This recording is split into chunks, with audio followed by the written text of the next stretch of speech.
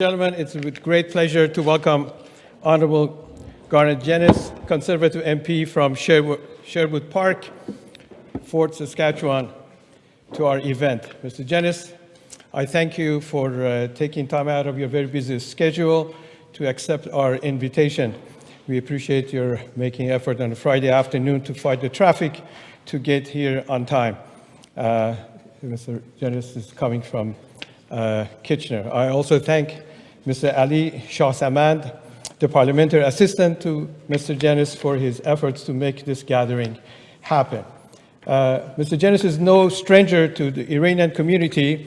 The Iranian community in Canada is well aware of his efforts to list the IRGC as a terrorist organization. In 2018, Mr. Genuis sponsored a motion that would immediately list Iran's Islamic Revolutionary Guard Corps, IRGC, as a terrorist organization. This motion was passed with an overwhelming majority in the House of Commons. However, due to the inaction on part of the Government of Canada, despite further efforts by Mr. Genuis and his parliamentarian colleagues through a petition, this petition still remains just a petition, and a motion remains a motion. As part of its advocacy mandate, CDI, Canadians for Democracy in Iran, has made its mission to work with lawmakers in all parties to amend and introduce Iran-related legislation. And accordingly, we have been in communication with the Government of Canada, as well as with a small number of influential parliamentarians led by Mr. Genuis, to convey the support of the Iranian Canadian community for listing the IRGC. Along that line, CDI also welcomes the recent initiative by Mr. Philip Lawrence from Peterborough, a friend and a colleague of Mr. Genuis, who has recently introduced a major private members bill, C-281, International Human Rights Act, which contains several measures, including to amend the Justice for Victims of Corrupt Government Officials, or as we know, Magnitsky Act. In light of this background, this is a great opportunity for our community to learn firsthand from the man who's championed the above causes. Ladies and gentlemen, please welcome Mr. Garnett Genuis.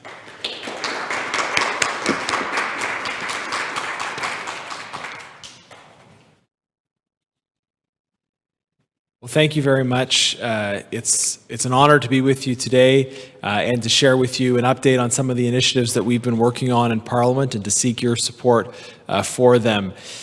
So we are now approaching the 5-year anniversary of the motion in Parliament to list the IRGC as a terrorist organization. And just to recall some of the context for that, this motion, of course, was proposed and passed before many of the most recent events that have galvanized public attention around the horror of the Iranian regime. This was before the downing of flight PS-752. This was before the killing of Mahsa Amini that sparked the Women Life Freedom movement.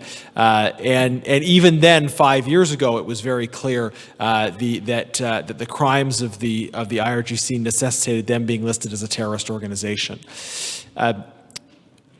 I think with the Liberal government, there has been some vacillation around how they talk about these issues. When they first took office, they were championing actually reopening the Iranian embassy here and a number of other policies to really try to kind of warm up the relationship actually between Canada and the regime.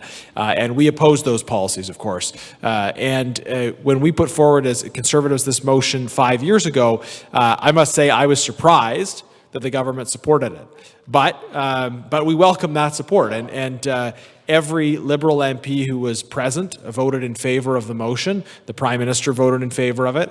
And the government said immediately afterwards, well, we're considering listing, this is under discussion, but it's been 5 years and they have not acted.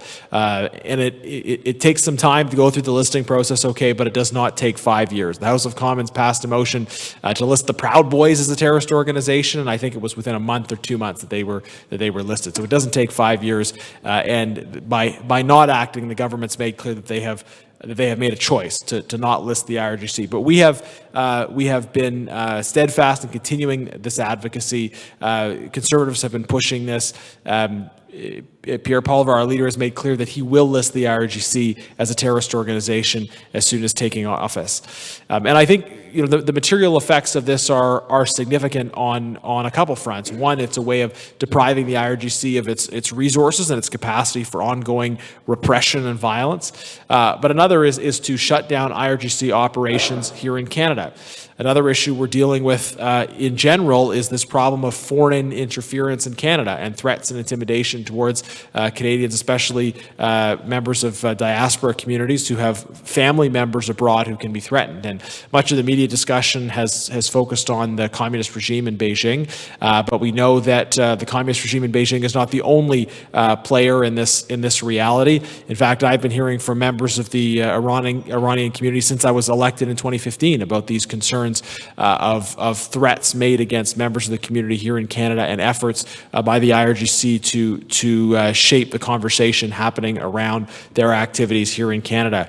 And when we've had events discussing this on Parliament Hill, we've had members of the Tibetan, Uyghur, Iranian, and other communities coming together saying that this is a problem, Canada not doing enough to protect ourselves from foreign interference here, leading especially to threats against members of cultural communities where they may have family members overseas. So part of listing the IRGC as a terrorist organization is firmly ensuring that they are not able to operate at all here in Canada, whether to fundraise or have members come here or anything of that nature. What really horrified me most in that context, by the way, is hearing the story of someone who I believe it was his wife, was killed when flight PS752 was shot down. He was speaking out about what happened, and then he subsequently received threats from the IRGC. The family member of someone who was killed was then further threatened for speaking out. So we need to list the IRGC as a terrorist organization, and we need a full public inquiry into this problem of foreign interference and threats here on Canadian soil. We have made some progress in this discussion in one key respect, and that is that the Foreign Affairs Committee is now going to be studying the situation in Iran with a particular focus on considering recommendations around the listing of the IRGC as a terrorist organization. And it was interesting, actually, this study motion was put forward by the NDP. I think it's interesting because the NDP actually opposed our motion on listing the IRGC back 5 years ago. But they've said now they want to at least study the issue at the committee. So we supported the study. We think the evidence is already clear, but it's welcome to see that interest in at least studying it and hopefully foreshadowing more parties coming to support our view on the importance of that listing. I want to share about Bill C-281. Because Bill C-281 is a kind of, in some ways it's an omnibus bill. It's a collection of different kind of measures that will reorient our foreign policy in a stronger way towards the advancement of human rights. And I'm excited about the potential of this bill to make that change and enshrine it in legislation so it's lasting in the decades ahead. This bill would require the Government of Canada to table an annual report in Parliament on the work they're doing to advance human rights. And they would be required to include, as part of that report, information about political prisoners and their circumstances and the work the government is doing to advocate for their release. Prisoners of conscience is the term the legislation uses. So it should include a listing of names and aspects of their circumstances where the government is seeking their release. And this publication of information, it helps draw attention to injustices. It helps draw attention to the names of political prisoners. And I know this has been a key ask from the Iranian community here is can we highlight, can we adopt cases of individuals that are facing arbitrary detention? And so the inclusion of these names in a report like this, I think, would go a long way to elevating those cases and to supporting people that are facing this kind of detention. So it also would be a tool for advocacy when, if you see the report and it shows that in certain respects the Government of Canada isn't doing enough, then it provides you with an opportunity to hold the government accountable, saying you should be doing more here. We want to see in next year's report that you were doing more on these specific situations, these specific cases. Bill C-281 contains amendments to the Magnitsky Act, and that was mentioned, that would create, in effect, what's called a parliamentary trigger. It is right now solely the discretion of the government of Canada to determine who they sanction.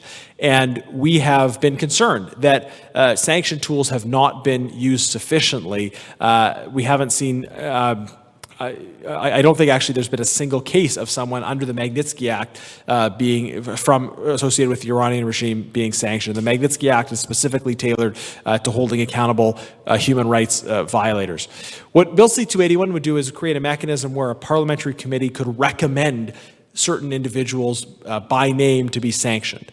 The government still has the discretion to make the ultimate decision, but the government would have to provide a response explaining whether or not they're sanctioning that individual and explaining their reasons why. So it's a trigger. It's a way of forcing the conversation and obliging the government to provide an explanation as to why they have or have not sanctioned certain individuals. And therefore, this committee process is a tool for community members, community organizations, to bring lists of names to parliamentarians and say these are 15 people that have been specifically implicated in acts of oppression. We want these names nominated for sanctions, and then the government will have to then provide a response as to what they're doing. So you can see with these provisions a real strengthening of the parliamentary accountability function around the advancement of human rights. So the reporting, the listing of political prisoners, and the sanctions provisions. Two other key aspects of Bill C-281. One is amendments to cluster munitions rules to prohibit investment by Canadians or Canadian entities in cluster munitions, recognizing the catastrophic impact on civilians associated with cluster munitions. And the other is an amendment to the Broadcasting Act to say that individuals or entities under sanctions or that have been recognized by the Canadian House of Commons or Senate to be committing genocide should not have access to broadcasting licenses here in Canada. So I don't think this is currently an issue with the Iranian regime, but it is an issue with the communist regime in Beijing, where there are Chinese state-controlled TV channels that actually have broadcasting licenses here in Canada that air things like forced confessions that push state propaganda. And our view is, in proposing this bill, that we should not have authoritarian states that are committing human rights violations be able to have so-called media channels that they control broadcasting in Canada. So as you can get a sense, there's kind of a grab bag of things. There's a lot of things in this bill, but it provides more tools for, again, strengthening the orientation of Canadian foreign policy towards prioritizing human rights, prioritizing the advancement of democracy and the recognition of universal human dignity. It's not going to change everything overnight, and it's not going to solve every problem. And I know there's a lot of other great legislative proposals that we've been hearing around holding the regime in Tehran accountable for their violence and supporting the Iranian people in their struggle. But C-281 is, I think, going to be an important step. It's currently just finished consideration by the Foreign Affairs Committee, and it will go to a final vote in Parliament on June the 7th. So one of the key reasons I'm in Toronto this week is going around, meeting with different groups and advocating for Bill C-281. It's not my bill, by the way. It's Philip Lawrence from Peterborough who put it forward. I'm seconding the bill, and we want to encourage you to support this bill, to talk to your local representatives and encourage them to support it. We have a brochure with a QR code that links to a petition, so you can sign the online petition there as well. And please share information about Bill C-281 with your friends and colleagues. We want to really see a groundswell before that June 7th vote so that it passes the House of Commons and then so that it quickly passes the Senate as well. There are a lot of people who want to be seen to support international human rights in Parliament, of course, but there have been some attempts to water the bill down. So we want it to pass without being watered down and have the strong impact that we'd like to see that it have. So thank you very much again for all the work you do advocating for democracy in Iran, and I welcome further conversation if is it okay for me to take questions as well? That's what okay. Excellent. I'd love to be able to take some questions to follow up on any of these items or anything else you want to ask me. Thank you very much.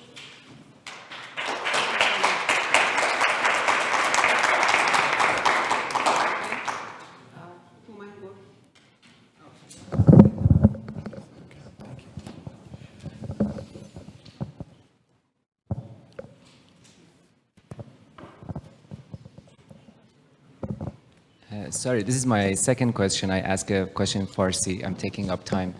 I've been following MP Genuis and his advocacy on behalf of our community and very steadfast advocacy to target IRGC. Mr. Genuis, just one question and suggestion. In our community, there is this frustration and outrage in terms of regime officials and their families embezzling money and buying like luxury properties in Canada, in Vancouver, in Toronto. So from your point of view, is there a legislative manner or action that can be taken so that if proven by law and by evidence, these properties can be confiscated and these people will be somehow held accountable by law? Do you think that can be done legislatively? Yeah, thank you. That's an excellent question. We need to toughen our money laundering, anti-money laundering laws here in Canada. We did have a separate private members bill on it. I can't recall the number, but it was MP Adam Chambers, Conservative MP, put it forward. But unfortunately, that bill was defeated. It was supported by Conservatives, all Conservatives, and I believe the Bloc supported it as well. But the Liberals and the NDP did not support it. So we've got a lot of work we need to do to strengthen our money laundering, anti-money laundering regime. There are things we can do, but you know, we need to have the votes in Parliament to get those measures passed. Thank you for the question. You might be well aware the different communities, including the Iranian community, has been in communication with the different levels of governments in the past with the Conservative Party when in power, and then with the Liberal government. The question that we have repeatedly raised has been about money laundering, and we were told to give us, and we were asked to give information. If you're privy to information, government would love to hear. And when we shared this, and then I was at a meeting a few years ago with the New York Regional Police, and we brought this up, and we were told that this is not at the discretion of the regional police, but it is something that belongs to RCMP or CSIS. And when we informed the higher authorities, they said we know. And so what I'm basically asking is that we need political pressure to go with these kind of investigations and fact findings, because fact findings alone won't do. So what would you recommend besides what we're already doing? Thank you. Yeah, I think some great points there. I think there are, you know, there's a level of prosecutorial discretion, but I think there are things that Parliament can do to better support law enforcement, ensure they have the resources for these kinds of investigations, strengthen the disclosure requirements, have a functioning and effective beneficial ownership regime. I think, again, Adam Chambers' bill would have helped to strengthen the ability to prosecute. And when it comes to foreign interference issues in general, I have heard this complaint multiple times about issues of the runaround, right? People say, you know, is it local police? Is it CSIS? Is it RCMP? Is it, in the case of foreign intimidation, is it global affairs? This is part of why I think a public inquiry would help to identify what has happened in recent elections around foreign interference, but also to help just strengthen the system of combating foreign interference. It's frustrating to me, though, that I think we've put forward good proposals that have not gotten the support of the House. The government is not willing to call a public inquiry on foreign interference. We were not able to pass the money laundering bill. So we do what we can in the context of this Parliament, but you know, my personal view is that it's going to take a new government to get some of these issues moving forward at the speed that they need to move forward and fully resolved. You know, I think you're right to raise these concerns, and there's more work that needs to be done on them.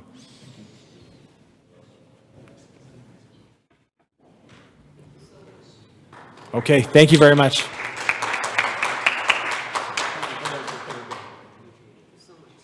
خیلی ممنون از حضورتون. اگر پیشنهادی دارین که ما بتونیم افراد بیشتری رو جذب کنیم تو این جلساتمون، چون هر کدوم از این جلسات ساعتها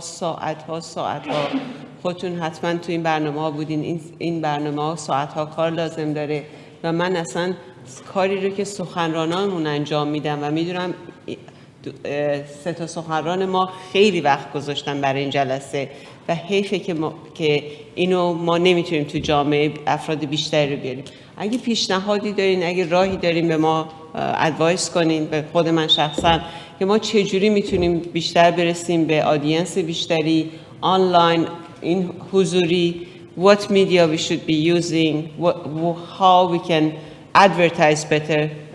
به ما گفتن که ادورتایزمنت تو اتفاقی به دست ما رسیده، من قبول میکنم. ما از طریق فقط نیست سوشیال میدیای شخصی داریم کار میکنیم.